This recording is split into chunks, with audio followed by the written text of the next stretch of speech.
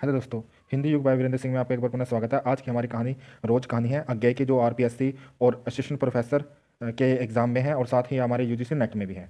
अब देखिए, गैंग्रीन कहानी, रोज कहानी, इसे रोज भी कहते हैं। ये विपथगा जो इनका कहानी संग्रह है, इनका प्रथम कहानी संग्रह कौन सा है? विपथगा 1937, ठीक है, उसमें से ली गई है। और गैंग्रीन कहानी को जो प्रकाशन है वो 1934 में है। देखिए, जो गैंग्रीन कहानी है 1934 में है, ठीक है। और इसके साथ ही इनकी अगर पहले कहानी पूछी जाए आज्ञा की, तो कौन सी है? जिज्ञासा। कौन सी है? जिज्ञासा। जिज्ञासा, ठीक है, जिज्ञासा मैं यहाँ लिख रहा हूँ 1929 में, ठीक है। 1929 में जिज्ञासा इनकी क्या है? प्रथम कहानी है। और कहानी संग्रह कौन सा है? विपथगा। विपथगा अगर कहानी संग्रह पूछे तो कौन 1937 आएगा। अगर विपथगा कहानी पूछे, कहानी संग्रह नहीं, कहानी संग्रह क्या होता है? इसमें काफी सारी कहानियों का संकलन होता है और कहानी जो सिंगल कहानी होती है। तो विपथगा कहानी पूछे तो 1931, ठीक है, 1931 में इसका प्रकाशन हुआ था। और जिज्ञासा कहानी इनकी पहली कहानी है जिसका प्रकाशन 1929 में है। अज्ञा जी को हम उनके बारे में जानते हैं।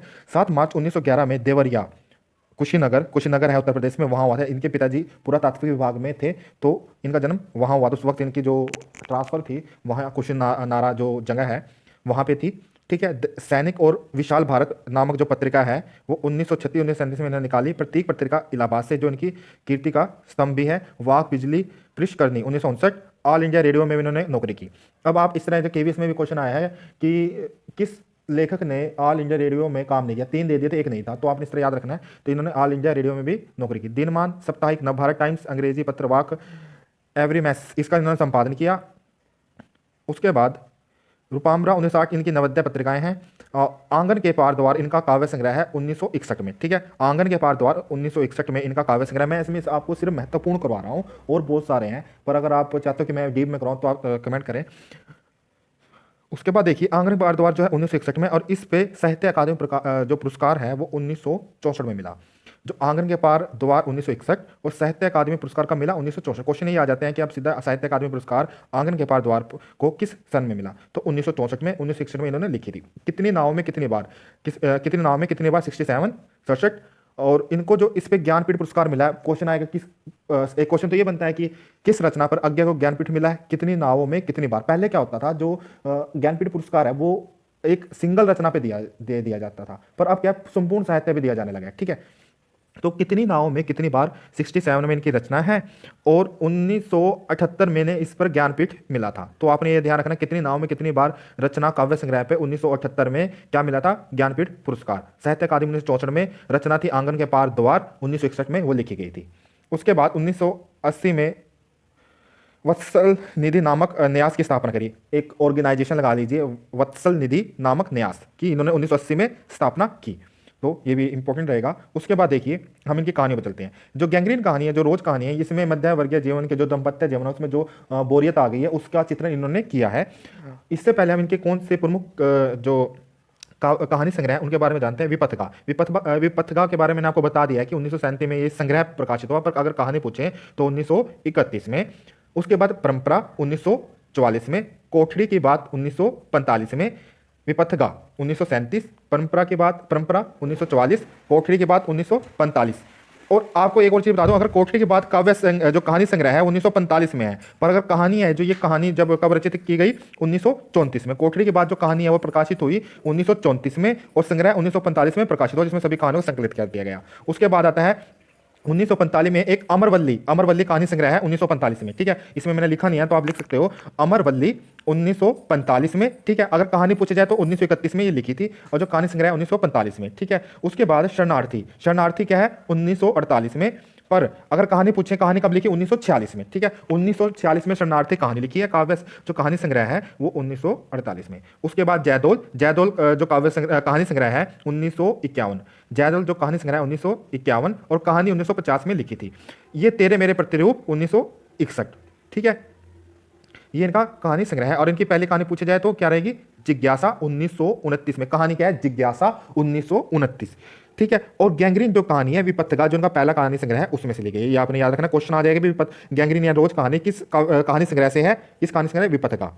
और कब प्रकाशित हुई जो रोज है वो 1934 में प्रकाशित हुई थी। रोज कहानी। उसके बाद उपन्यास इनके हैं शेखर एक जीवनी 1941 में, 2 भागों में है ये। इसमें इसके जो 4 भाग किए हुए हैं, जो उपन्यास के जो 4 अंग हैं, देखिए भाग इसके 2 हैं, 4 अंग हैं। ये अधूरा है, पर लगता नहीं कि अधूरा है, ठीक है। पढ़ने के बाद नहीं लगेगा कि अधूरा है, पर ये अधूरा रहा था। और ये फ्लैशबैक पद्धति में लिखा गया है, ठीक है। शेखर, शशि, शारदा, बहन सरस्वती, मिस प्रतिभा, मणिका और तपेदिक टीवी से एक बीमारी से जो लड़की थी शांति, जो उनके घर के पास ही रहती थी, ठीक है। ये इसके पात्र हैं।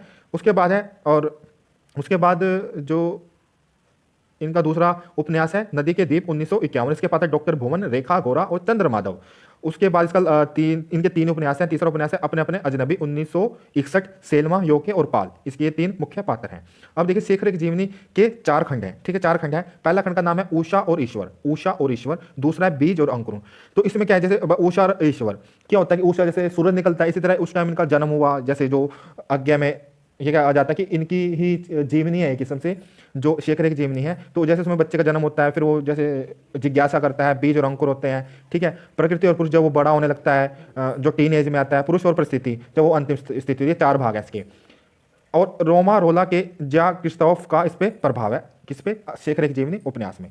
अब आ जाते हैं हम गैंग्रीन कहानी पर। इसमें क्या है, इस कहानी में किसी भी प्रकार के नएपन से रहित जीवन में व्यक्ति और व्यक्तियों के संबंध में किस प्रकार टूटते हैं, व्यक्ति के जो संबंध हैं वो किस प्रकार टूट रहे हैं, इस बारे में कहा है। इस कहानी में किसी भी प्रकार के नएपन, कोई नयापन से रहित जीवन, शादी हो जाती है उसमें कोई नयापन नहीं है, जीवन में व्यक्ति और व्यक्तियों के संबंध किस प्रकार टूटते हैं, इस कहानी में कहा गया है।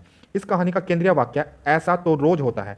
बार बार ये जो इसमें मुख्य नायिका है वो बार बार ये कहती है कि रोज होता है। जब उसके पति आता है तो रोज होता है, पानी जाता है तो कहते हैं रोज होता है, उसका एक लौता बेटा गिरता है तो कहते हैं रोज होता है, ठीक है। तो उसको क्या है कि बार बार अपने जीवन के एक ही दिनचर्या से वो ऊब चुकी है और वो कहते हैं रोज होता है, भाई ये काम तो नॉर्मल है। गैंग्रीन होता है कि टेटनस का रोग होता है, जैसे इसका जो पति होता है क्या डॉक्टर होता है पहाड़ी इलाके में, और गैंग्रीन के मरीज आते रहते हैं, तो गैंग्रीन आगे ना बढ़े तो जैसे हाथ पैर काटता रहता है, तो ये तो उसके लिए कहते हैं रोज होता है, आम बात है।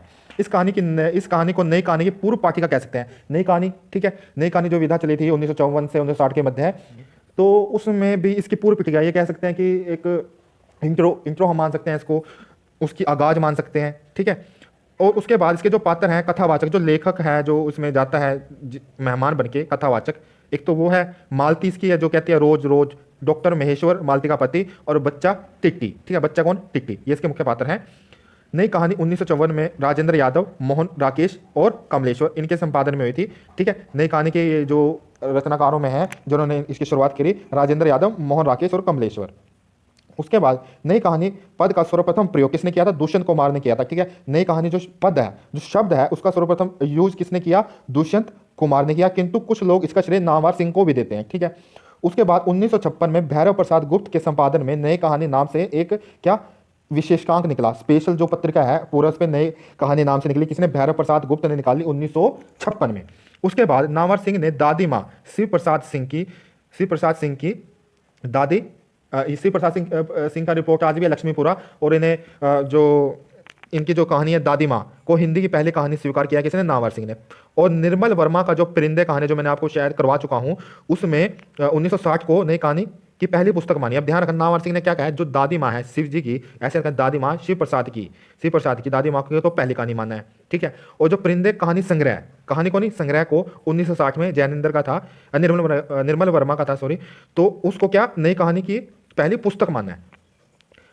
अज्ञे की कहानी रोज को आलोचकों ने कफन से आगे मनोविज्ञान के धरातल पर गहरे पैठ लिखी गई मार्मिक कहानी स्वीकार किया है। अब ये भी क्वेश्चन आ सकता है, भी कफन से आगे जो 1936 में कफन, ठीक है, ये भी आपके एग्जाम उसमें सिलेबस में है, ये भी मैं आपको कराऊंगा। कफन कहानी जो प्रेमचंद की अंतिम कहानी संग्रह माना जाता है, उसमें जो रोज कहानी है उस कहानी का क्या है, उस कहानी की आगे की वो माना जाता है, ठीक है। उसके बाद मध्यम वर्गीय स्त्री के जीवन के उबाऊ, जो मध्यम वर्ग, जो मिडिल क्लास फैमिली, जो उसकी जो महिला है उनका जो गृहस्थ जीवन है, उनके उबाऊ एक रास्ता की संपूर्णता अभिव्यक्ति प्राप्त हुई है इस कहानी के अंदर। इस एक रास्ता और उससे उत्पन्न हताश बोध को व्यक्ति के माध्यम से मालती के घिसे पिटे मशीनी जीवन के छोटे छोटे प्रसंगों में प्रस्तुत किया है। जैसे देखिए, दोपहर में सोने आंगन में पैर रखते ही मुझे ऐसा जान पड़ा मानो उस पर किसी राज्य की छाया मंडरा रही हो।